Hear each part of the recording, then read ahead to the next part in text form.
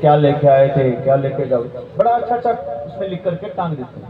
अब भैया कोई बनिया इस कैलेंडर को टांग दे और आप सामान खरीदने जाओ और आपने पूछा सेठ जी कितना पैसा हुआ, सेठ जी ने कैलेंडर दिखा करके कहा क्या लेके आए थे, क्या लेके जाओगे, अरे तो तू दुकान में क्यों बैठा है, तू कोई तीर्थ में जाके बैठ।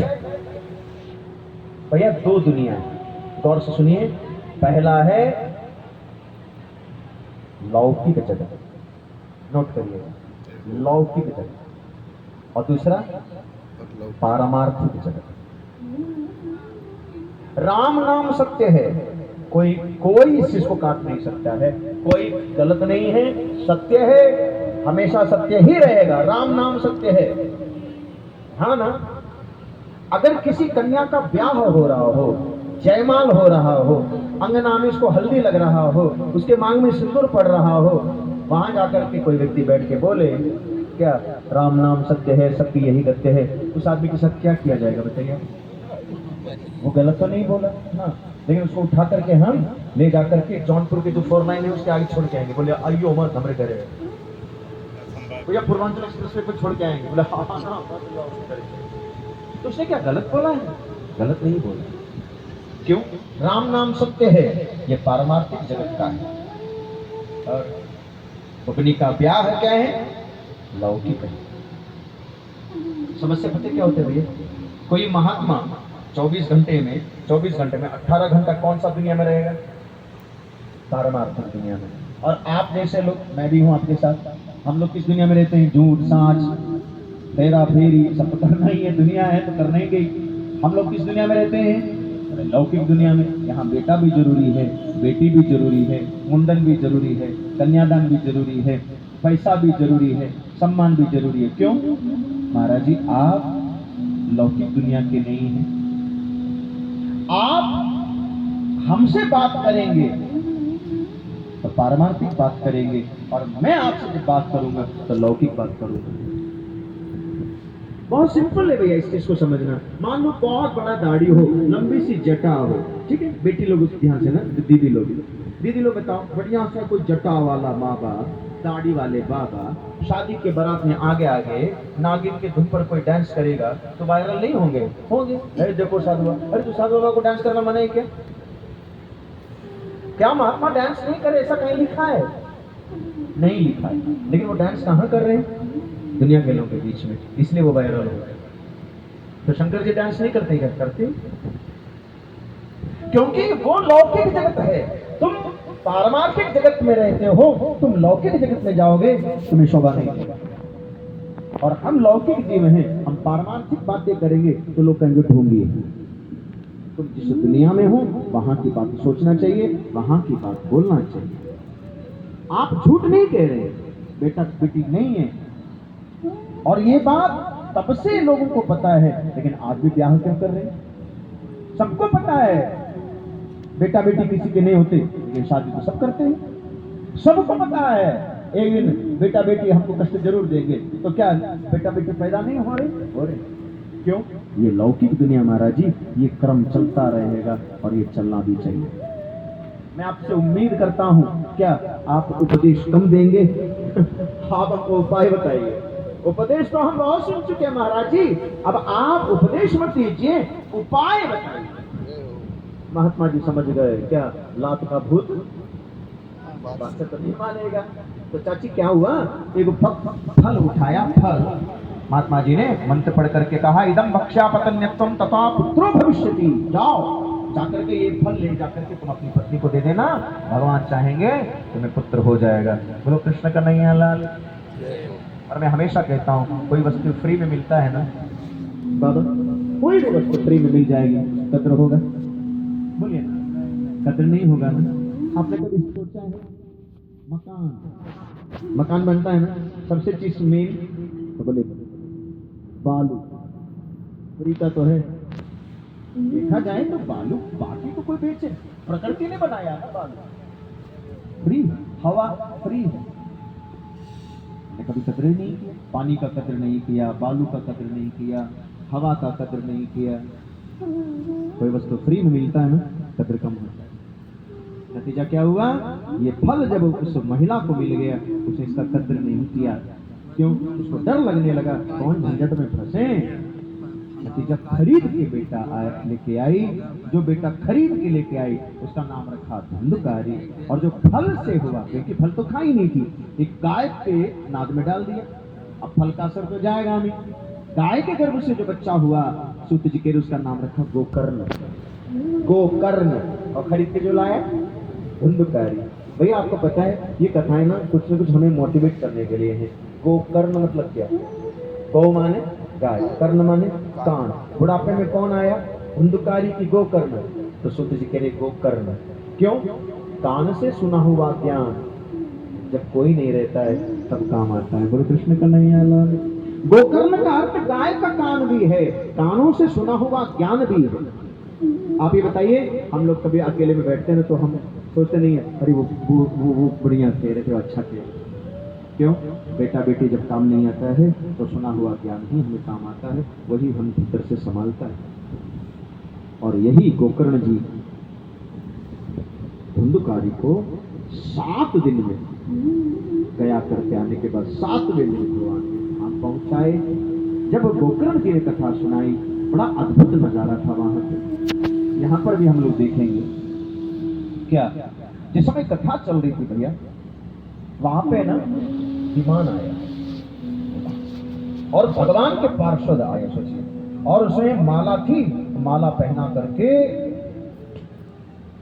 धुंधकारी को माला पहना करके बोले आपने 7 दिन कथा सुना है, चलिए। बोले कहाँ? बोले आपने 7 दिन कथा सुनी, भगवान ने भेजा है। भगवान के पास चलो। जैसे ही चलने लगे गोकर्ण जी ने कहा रुको। क्यों? इनको कहाँ लेके जा रहे? अरे आपने कथा सुनाई? हाँ। इनको लेके जा रहे। गोकर्ण जी ने भगवान के पार्षदों से कहा धुंधकारी अकेले नहीं सुना। फिर ये सब पीछे तक जो सोफा पर बैठे सबने कथा सुनी है, तो सबके लिए विमान लाओ। आनी तानी विमान आनी, सबके लिए विमान लाओ। अच्छा भैया ये बताइए, हम मंदिर गए, मंदिर में भीड़ है, सबको प्रसाद मिला, आपको नहीं मिला, कितना खराब लगेगा। कथा में हम सब बैठे हैं, सबको प्रसाद मिले, एक को नहीं मिले तो कितना खराब लगेगा। बिल्कुल इसी तरह गोकर्ण जी कह रहे हैं हमने अकेले धुंधकारी को कथा नहीं सुनाई, हमने तो इन सबको कथा सुनाई है। आप सबके लिए विमान लाओ, तब तो संभव है, नहीं तो ये भी नहीं जाएगा। तो भगवान के पार्षदों ने कहा ये सुनने लायक है, बस ये सुन लीजिए फिर आरती। भगवान के पार्षद कह रहे हैं श्रवणस्य विभेदेन फलभेदोत्र संस्थितः श्रवणम तो कृतम सर्वे ना तथा मननम कृतम। मतलब कथा में आए सब लोग हैं, लेकिन सुनने वाले कितने हैं ये महत्वपूर्ण है।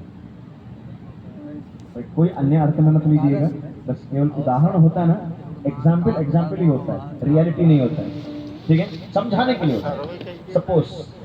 सपोज माने अनुमान, सोच लो, लोग कहते हैं ना सोच लो।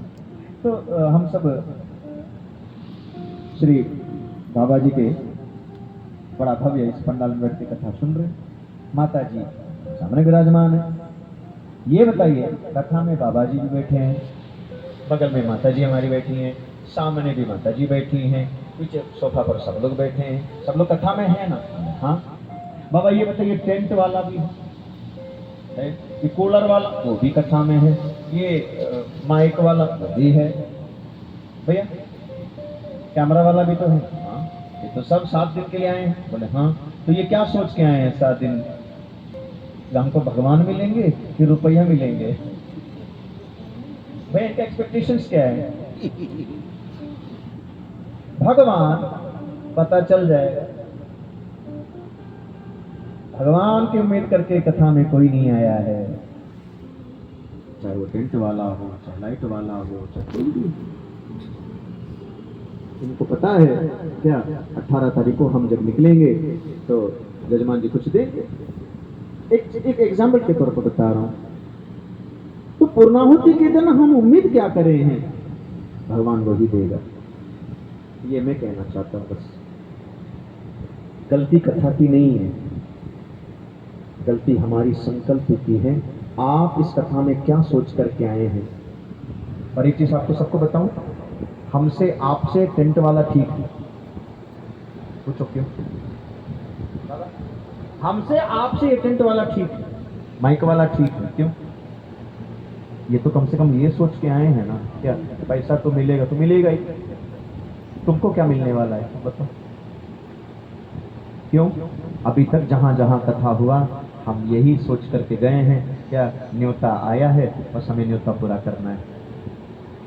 हम केवल न्योता पूरा करने के लिए गए, इसलिए आज तक भागवत हमको फली नहीं। बोलो वृंदावन बिहारी। आप कथा में आए क्यों हैं? आपसे ज्यादा जानकारी किसी को नहीं है कि आप क्यों कथा में बैठे हैं। किसी को सुनाने के लिए नहीं, अपने हृदय पर हाथ रख करके पूछो, मैं अगर इस कथा में बैठा हूं तो क्या उद्देश्य क्या है? अगर आप केवल न्योता पूरा करने के लिए आए हैं, ये तो जिंदगी भर करके आए हैं। आप कहीं भी कथा में जाओ, घर से चलो तो ये सोच करके चलना चाहिए, हम भगवान से मिलने जा रहे हैं, भगवत प्राप्ति।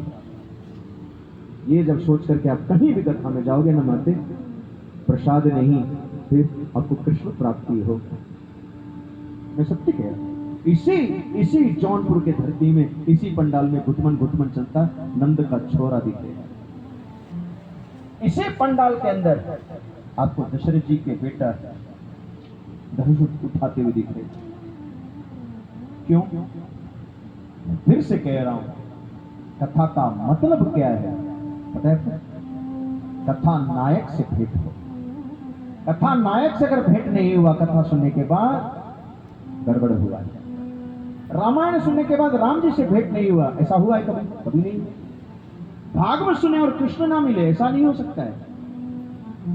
सुनना पड़ेगा।